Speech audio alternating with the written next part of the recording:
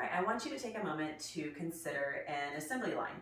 Usually begins with a smaller item and steadily goes down a line, increasing in size and complexity, finishing up with a larger product.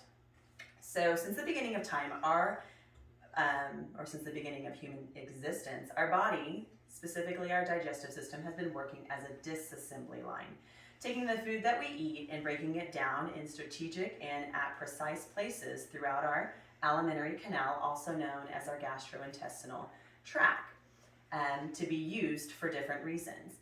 We often know why we eat or think we know why we eat. We're hungry, right? Well, according to Aaron Ammerman, the author of Human Anatomy and Physiology, 2nd edition, we eat for two primary reasons. First, for the needed energy to stay alive, and second, to have readily available raw material to regenerate tissue throughout our body as needed. Last semester, I was able to take Human Anatomy and Physiology at Hutchinson Community College, and I was really fascinated specifically with the digestive system.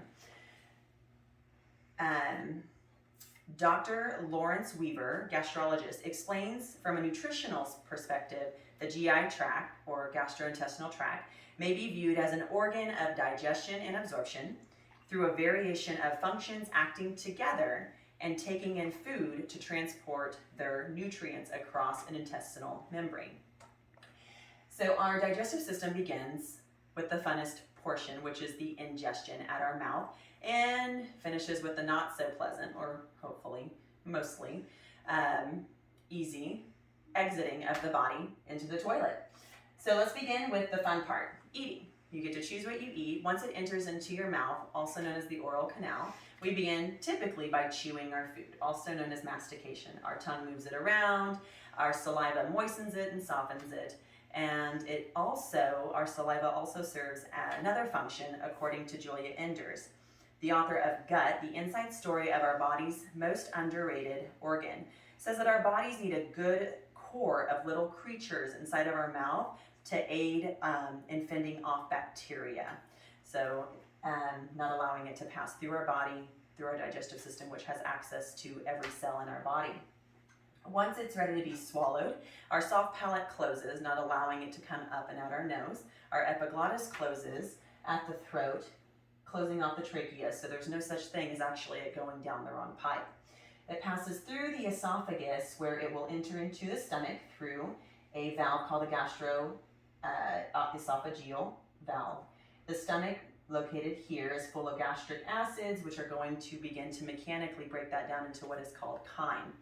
We have an extramuscular layer in the stomach that allows a churning motion, so it really starts mixing that up and breaking it down into a liquid that is then slowly poured into, through a valve called the pyloric sphincter or valve, into the first portion of the small intestines, known as the duodenum or duodenum, however you want to pronounce it. This portion of your small intestines is responsible for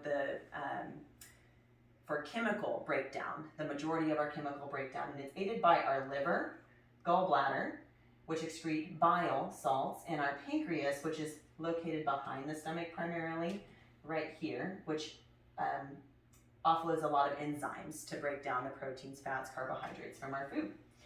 It then, without being told, moves through our small intestines into the second part of it, which is called the jejunum. The jejunum is responsible for the majority of absorption of our nutrients across the intestinal membrane.